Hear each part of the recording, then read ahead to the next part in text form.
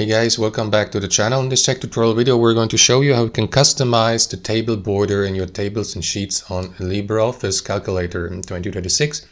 So let us dive into this. Navigate to your sheet on LibreOffice Calculator, and as you can see, I created an example table like this. So let me highlight it, or you may highlight only the part of the table you'd like to customize.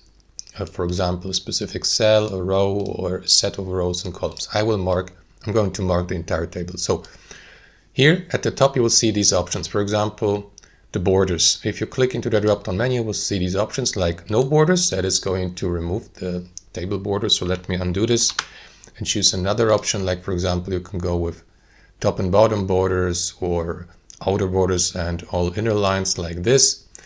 And as you can see now, they represent a solid line. So if you'd like to change the border style, click into the drop-down menu next to it and select one of these options: solid lines, dotted lines, dashed lines, thick, thin, small, and so on and so forth. And in the last step, guys, you may also customize the border color here to the right.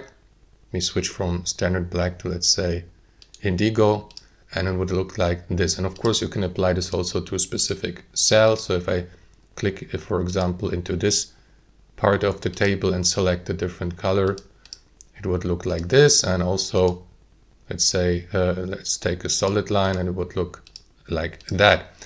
That's how it works, guys. Thanks for watching. Hope you enjoyed it, got some value from it, and we'll see you next time on our channel.